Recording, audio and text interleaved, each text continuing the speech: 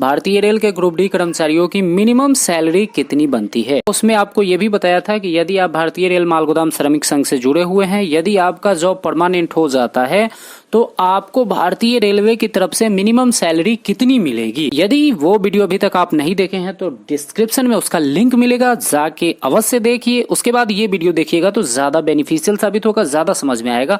अब हम बात कर रहे हैं, उस वीडियो में ज्यादातर कैंडिडेट का ये कमेंट था कि ग्रुप सी में कितनी सैलरी बनती है, और जो मोस्ट इंपॉर्टेंट कमेंट ये था कि मुंशी की सैलरी कितनी होगी, सरदार की सैलरी कितनी होगी। तो आज हम यही मुद्दे पे बात करेंगे कि आप यदि भारतीय रेल में ग्रुप सी में ज्वाइन करते हैं तो ग्रुप सी के कर्मचारियों की सैलरी कितनी बनती है, मुंशी की सैलरी क्या होगी, सरदार की सैलरी क्या होगी। इस मुद्दे पे विस्तार से आज हम आपको बताएंगे। उसके पहले आपसे ये निवेदन करते हैं, अभी तक आप मेरे यूट्यूब चैनल को सब्सक्राइब नहीं किए हैं तो सब्सक्राइब अवश्य कर ले, साथ ही साथ नोटिफिकेशन बेल को ऑन कर दे। इसी तरह का ज्ञानवर्धक इंपॉर्टेंट महत्वपूर्ण वीडियो देखने के लिए आई बटन का यूज करें, डिस्क्रिप्शन में विजिट करें। वीडियो पसंद आता है तो लाइक कीजिए, अपने दोस्तों के बीच शेयर कीजिए। आज हम बात करेंगे जो भारतीय रेल मालगोदाम श्रमिक संघ का जो पोस्ट मुंशी सरदार होता है, वो भारतीय रेल में जो पोस्ट होता है जूनियर टाइम कीपर, या फिर हम ये कह सकते हैं जो स्टोर कीपर का जो पोस्ट होता है, वही पोस्ट होगा आपके भारतीय रेल मालगोदाम श्रमिक संघ में मुंशी और सरदार का। यदि आपका भारतीय रेल मालगोदाम श्रमिक संघ का परमानेंट जॉब हो जाता है भारतीय रेल में और उसके बाद आप ग्रुप सी में ज्वाइन करते हैं तो आपकी सैलरी कितनी बनेगी, उसी पे आज हम चर्चा करेंगे। तो हम बात करते हैं जूनियर टाइम कीपर या फिर जूनियर स्टोर कीपर यदि आप बनते हैं तो आपका जो मिनिमम सैलरी होगा वो कितना होगा।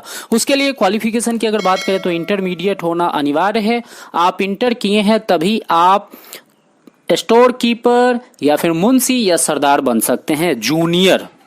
तो हम बात करते हैं, इसका जो बेसिक सैलरी होगा वो 19,900 रुपए होगा, और वर्तमान में इस पे जो डीए मिलेगा आपको वो मिलेगा 3383 रुपए 17% के दर से, और जो एचआरए मिलेगा वो मिनिमम 1800 रुपए या 8% छोटे कस्बे शहर के लिए।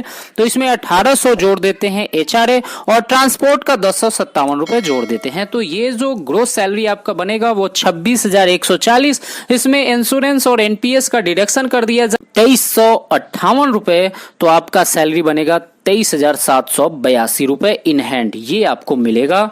और यही आप थोड़े बड़े शहर में आप काम करते हैं तो यहाँ पे आपका एचआरए बढ़ जाएगा 1800 के जगह पे 3600 रुपए, और ट्रांसपोर्ट आपका बढ़ जाएगा 1057 के जगह पे 1579 रुपए। तो आपका सैलरी हो जाएगा 28,462 ग्रोस। इसमें 2358 रुपए डिडक्शन कीजिएगा तो 26,104 रुपए आपका बनेगा। और आप बड़े शहर 50 लाख से अधिक आबादी वाले जगह पे आप रहते हैं, काम करते हैं, ड्यूटी करते हैं, तो वहां पे आपका एचआरए और बढ़ जाएगा 5400 रुपए हो जाएगा, और ट्रांसपोर्ट आपका 1579 रुपए। तो ग्रोस सैलरी बनेगा 30,262 रुपए। उसमें आप 2358 रुपए घटा लीजिएगा तो आपका इन हैंड सैलरी बनेगा 27,904 रुपए। अब हम बात करेंगे वरिष्ठ मुंशी वरिष्ठ सरदार के सैलरी और क्वालिफिकेशन के बारे में।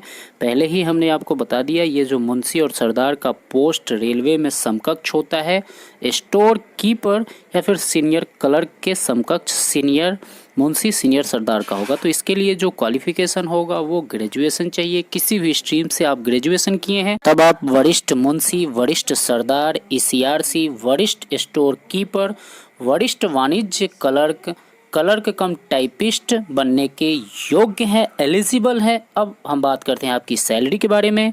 तो आपका बेसिक सैलरी 29,200 रुपए, वर्तमान समय में 17% डीए जोड़ लीजिए तो 4964 रुपए डीए एचआरए। जैसा कि मैंने पिछले वीडियो में बताया था, जो हाउस रेंट अलाउंस होता है वो मिनिमम आपको 1800 रुपए मिलता है, और जब आपका बेसिक बढ़ने लगता है तो वो मिनिमम आपका 8% हो जाता है। तो यहाँ पे बेसिक 29,200 है, तो यहाँ पे आपको जो एचआरए मिलेगा वो 8% मिलेगा छोटे शहर के लिए, बड़े शहर के लिए 16% और बहुत बड़े शहर के लिए 24%।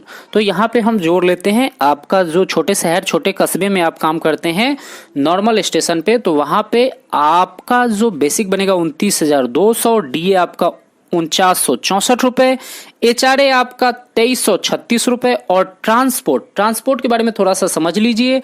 यहाँ पे क्या हो जाता है कि छोटे शहर के लिए 1800 प्लस वर्तमान डीए 17%, तो आपका ये हो जाएगा 2106 रुपए।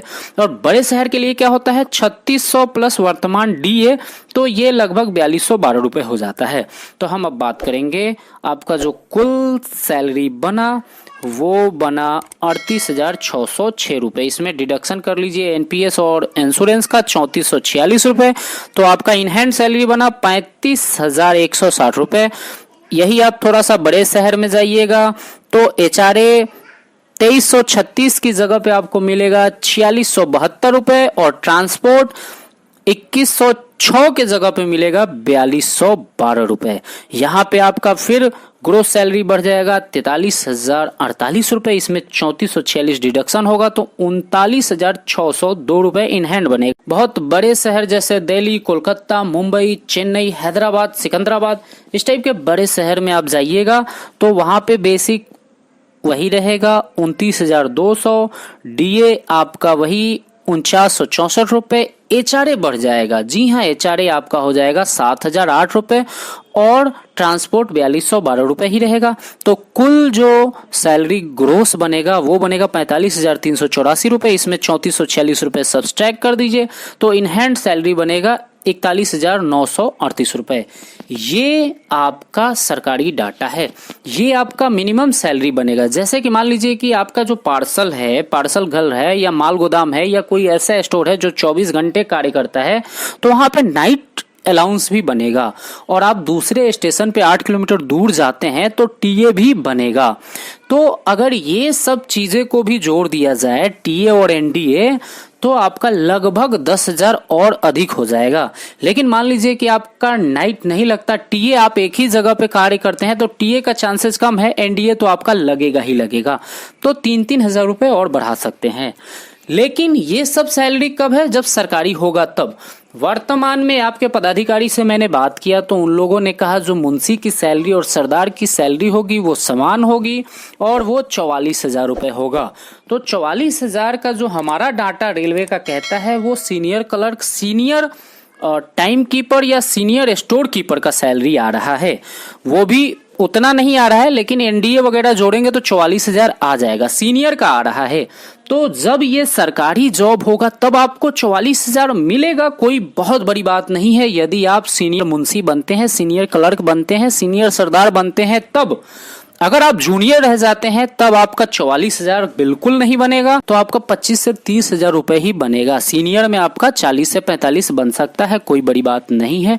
लेकिन ये सब डाटा कब का है, जब आप सरकारी हो जाइएगा तब। प्राइवेट में कोई चांसेस नहीं है कि इतना अधिक मिले। साथियों, पिछले वीडियो में मैंने एक आपको एडवाइस दिया था कि यदि आप सच में सरकारी जॉब चाहते हैं अपने यूनियन के द्वारा, तो आप लोग अपने यूनियन पे दबाव बनाना शुरू कीजिए।